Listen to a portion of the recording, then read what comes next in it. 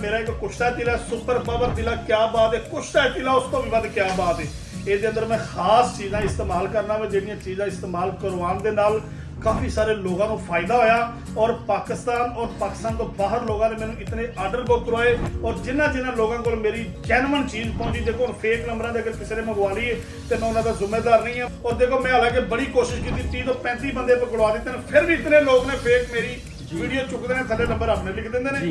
मेरे नंबर सिर्फ याद रखा करो 0300 पूरा 85 75 378, दूसरा नंबर है 0318 100 पूरा 7378। इन्हां नंबरां ते अगर तुहाडे नाल धोखा होवे, फ्रॉड होवे, बेईमानी होवे, ओदा मैं जिम्मेदार हां, क्योंकि साडा कुरान फरमांदा है जिन्ने घट तोलिया, घट नापिया, मिलावट कीती, बेईमानी कीती, धोखा कीता, साडे विचों नहीं। मर्द आदमी आवे आगे पूछे हकीम साहब हीरे का जोड़ दसो, क्या बात दसन नूं तैयार आ।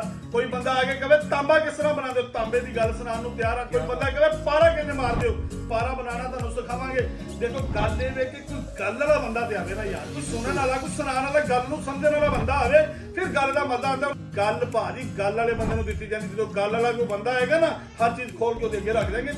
रेगमाई एक आम हकीमां ने हर चीज नूं फड़िया। कस्तूरी जिहड़ी है उहदे बारे रोशनी पाओ। कस्तूरी चूंकि हर कोई हकीम जुमा जुमाड़ दिन होंदा है, हकीम बनदा कहंदा कस्तूरी मेरे को कस्तूरी दी डेफिनेशन हो ते कस्तूरी लाइव दिखाओ लोगों नूं कि ओरिजिनल कस्तूरी जिहड़ी हुंदी है ओ किवें दी हुंदी है। देखो जी खाने दे अंदर दो चीज़ां ने, ए भी कस्तूरी है ते ए भी कस्तूरी। एक कस्तूरी 2 नंबर है, एक कस्तूरी 1 नंबर है। क्या बात। मैं 1 नंबर कस्तूरी नूं सिर्फ इस तरह करके हिलावांगा, अगर शादरा मोड़ तो लैके दाता साहब तक जावे खुशबू, फिर मनना पेगा हकीम यासिन को कस्तूरी 1 नंबर है। मैं एक बारी कस्तूरी नूं सिर्फ हाथ लाया, लान तो बाद 15 दिन बाद अगर बंदा मैनू मिले तो कदमी पै जावे, वाह हकीम यासिन क्या बात है, तेरे मर्द होण तो कुर्बान जावां। खुशबू एडी प्यारी कितों लाई ਇਹਦਾ ਨਾਂ ਹੀ ਕਸਤੂਰੀ।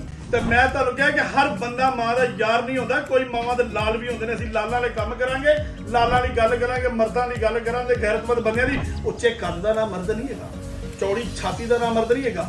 ਮਰਦ ਕਿਸ ਚੀਜ਼ ਦਾ ਨਾਮ ਹੈ? ਵੱਡੀਆਂ ਅੱਖਾਂ ਦਾ ਨਾਮ ਮਰਦ ਨਹੀਂ, ਵੱਡੀਆਂ ਅੱਖਾਂ ਦਾ ਨਾਮ ਵੀ ਮਰਦ ਨਹੀਂ। ਮਰਦ ਇਸ ਛਿੰਝ ਦੇ ਪੁਰਜੇ ਦਾ ਨਾਮ ਹੈ। ਬਿਲਕੁਲ जिस बंदे दे नाल पुरजा ना होवे वो मस्जिद दे अंदर जान नहीं दे सकदा। हमेशा इलाज इज्जतदार और गैरतमंद बंदा करना, शर्माया ना करो। शर्म कोई शर्म नहीं, मसले में कोई हया नहीं।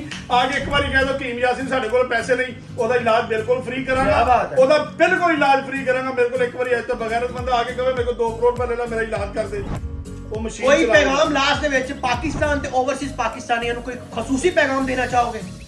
जी बिल्कुल, जेडे पाकिस्तान तो बाहर ने उन्होंने खसूसी है मैं पैगाम देना चाहांगा। एक गोली नमक वाली मेरे अजकल फ्री दे रहे हैं पूरी सर्दियों के अंदर। जेड़ा बंदा मेरा शादी कोर्स मंगवांदा भी एक गोली मेरी तरफों फ्री है। जिन्नी देर तक वो गोली खाने तो बाद जुबान से नमक ना लावे, इस पुर्जे के अंदरों पानी निकला ना तो मेरी सजा भी गोली है। क्या बात है। जाओ नहीं यकीन तो जमा के देख लो। कहते ने गल्लां करनियां सौखियां दे औखे पालन बोल, पता लगदा वाह पिया ते राह पिया मैदान दे विच आके तड़ी दे उत्ते सरों जमा दे।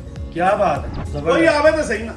गल ये कि मेरे पूरा दवाखाना तुसीं दिखा दो, मेरे को मरीज चेक करने वास्ते जगह अलग है। बिल्कुल रूम बनाया, मेरे को मेडिसिन का जेड़ा स्टोर है वो अलग है। मेरे को हर चीज वास्ते अलग अलग चीज़ां मेरे को मौजूद ने और प्राइवेसी मेरे को मौजूद है।